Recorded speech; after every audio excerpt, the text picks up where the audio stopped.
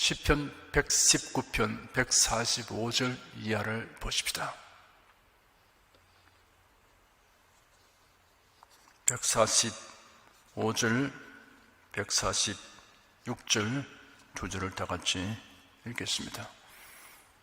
여호와여, 내가 전심으로 부르짖사오니 내게 응답하소서. 내가 주의 율례를 지키리이다. 내가 주께 부르짖사오니 나를 구원하소서. 내가 주의 증거를 지키리이다. 전심으로 부르짖었다고 하였습니다. 온 마음으로 혹은 전 인격으로 라는 의미입니다. 두 마음을 품지 않고 오직 한 마음으로 기도했습니다. 예수님의 겟세마네 기도는 전심으로 부르짖는 기도의 모델입니다. 히브리서 5장 7절에 기록되기를 그는 육체에 계실 때 자기를 죽음에서 능히 구원하실 이에게 심한 통곡과 눈물로 간구와 소원을 올렸고 그의 경외하심을 위하여 들었음을 얻었느니라 하였습니다. 내게 응답하소서, 나를 구원하소서라고 한 말은 내게 응답하시면, 나를 구원하시면 이라고 오해하지 않아야 합니다. 조건 제시가 아닙니다. 하나님의 말씀을 지키며 사는 것은 인간의 본분입니다. 내가 응답하소서, 내가 주의 율례를 지키리다. 나를 구원하소서, 내가 주의 증거를 지키리다 라는 말은 기도하여 응답받고 고난에서 구원받음으로 하나님의 말씀에 더욱 충실한 삶을 살게 되기를 바라는 심정을 표현한 것입니다. 147절, 148절 두 절 읽겠습니다.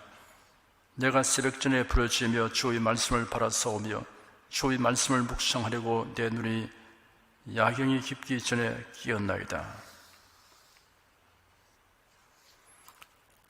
145절, 146절에 이어서 147절까지 부르짖었다는 표현이 세 번이나 반복되었습니다. 사도 바울은 육체의 가시 문제로 부심하였습니다. 그래야 가시를 제거해달라고 기도했습니다. 이것이 내게서 떠나기 위하여 내가 세 번 주께 간구하였다고 말했습니다. 가시 문제는 해결되지 않았으나 어떻게 하여 그리스도의 능력이 자신에게 머물게 되는가에 대한 가르침을 받게 되었습니다. 선지자 엘리야가 기근새에 묵고 있는 집 여주인의 아들이 병이 들어서 급속히 악화되더니 죽었습니다. 여인의 호소를 들은 엘리야가 그 여인의 품에 있는 죽은 아이를 받아서 자기가 머물고 있는 다락방으로 올라갔습니다. 죽은 아이를 자기 침대 위에 눕혔습니다. 그리고 엘리야가 여호와께 부르짖어 기도한 후 아이 위에 세 번 몸을 펴서 엎드리며 여호와께 부르짖기를 여호와 내 하나님이시여 제발 이 아이의 혼이 다시 그에게 돌아오게 하여 주옵소서 하였습니다. 하나님이 응답하심으로 아이가 살아났습니다. 세 번이라는 숫자에 특별한 능력이 있는 것이 아닙니다. 끄덕끄덕 기도했다는 뜻으로 이해해야 합니다. 시편 기자는 자신이 새벽전에 부르짖으며 야경이 깊기 전에 깨어 주님의 말씀을 묵상했다고 하였습니다. 유대인들은 밤을 3경으로 나누었습니다. 1경은 저녁 6시에서 10시, 2경은 밤 10시에서 2시, 3경은 밤 2시에서 새벽 6시입니다.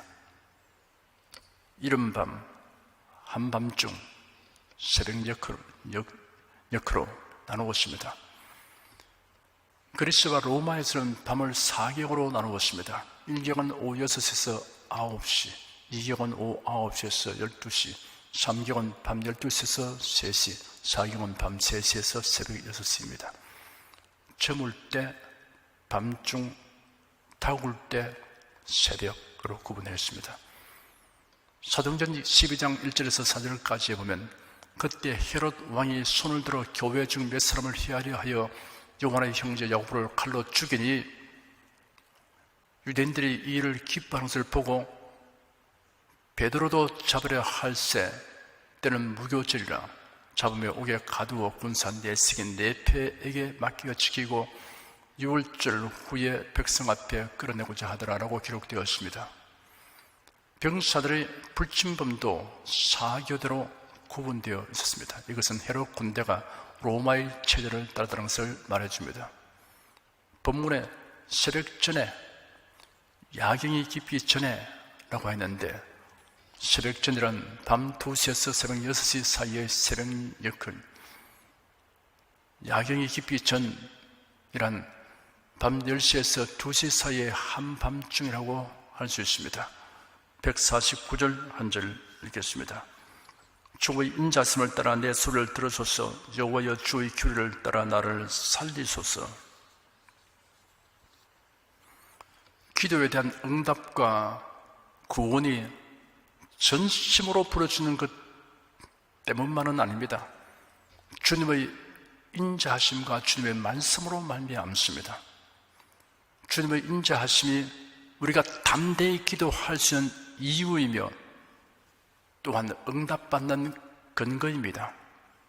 히브리서상 16절에 기록되기를 그러므로 우리가 긍휼하심을 받고 때를 따라 돕는 은혜를 얻기 위하여 은혜의 보좌 앞에 담대히 나아갈 것이라 하였습니다. 그리고 주님의 말씀이 우리가 담대히 기도할 수 있는 이유이며 응답받는 근거입니다.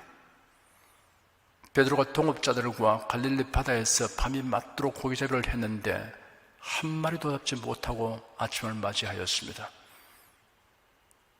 그물을 정리하고 있는데 일단의 무리들과 함께 바닷가로 오신 예수님이 베드로의 빈배에 오르셨습니다. 무리들에게 설교하신 후 베드로에게 깊은 곳으로 가서 그물을 내려 고기를 잡으라 라고 말씀하셨습니다. 그러자 베드로가 대답하기를 선생님, 우리들이 밤이 맞도록 수고를 하였으나 얻은 것이 없지만은 말씀에 의지하여 내가 그물을 내리겠습니다 하고 그대로 하였더니 그물이 찢어질 정도로 고기가 많이 잡혔습니다.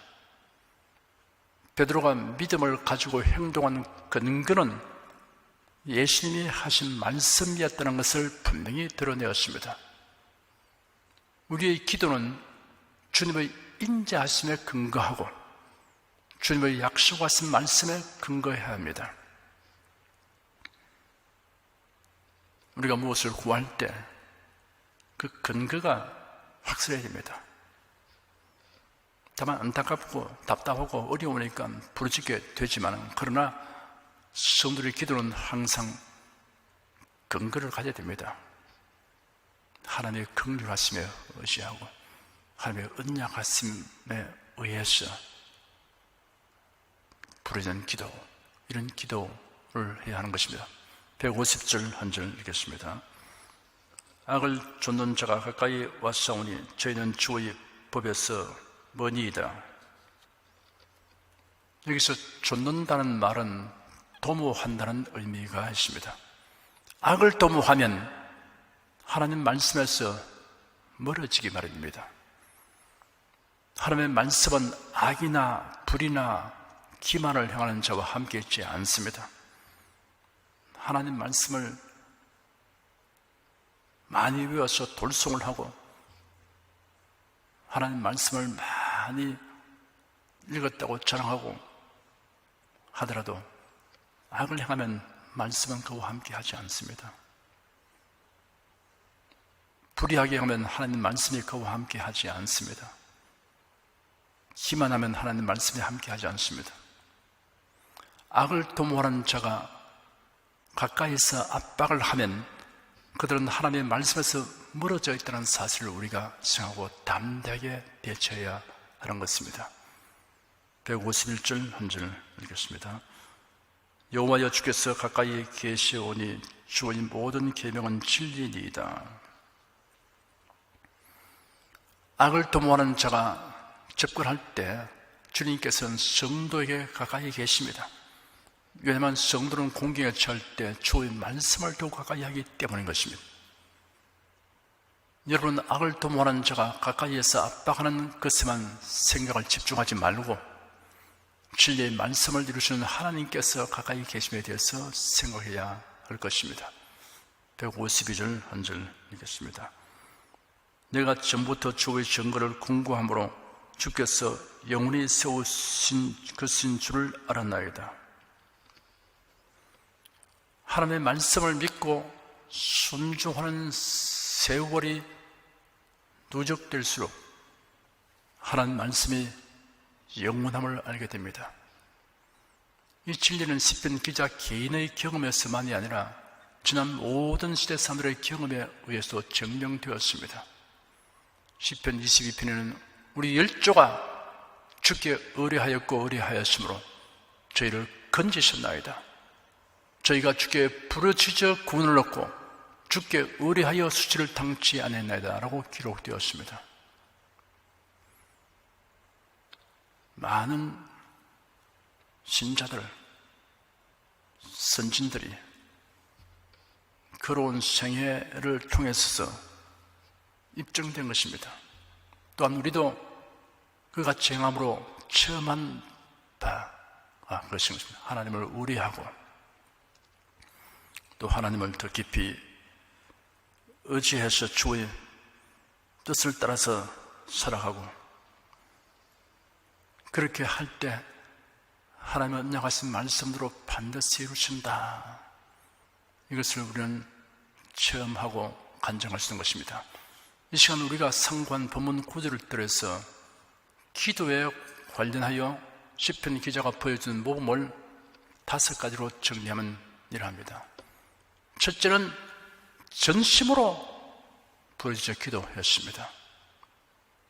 온 마음을 다하여 기도해야 됩니다. 산만한 생활을 가지고 기도하셔야 안 됩니다. 온 마음을 다하여, 두 몸을 품고 기도하면 하나님이 듣지 않는다고 했습니다. 열심으로 기도하는 것입니다. 둘째는 응답과 구원을 얻기 위해 기도했습니다. 기도는 응답됩니다. 기도하는 자를 하나님께서 여러 상황에서 건져주십니다. 기도하는 목적이 뭐냐? 기도 그 자체가 목적이 아니고, 기도하는 기 위한 기도가 아니고, 기도는 목적이 있습니다. 하나님이 들으시고 응답해 주시기를 간구하는 것입니다. 우리가 처한 모든 어려운 상황에서 하나님이 손 내밀어 이끌어주시고 건져주시기를 위해서 기도하는 겁니다. 응답과 구원을 위해서 간구하는 기도인 것입니다.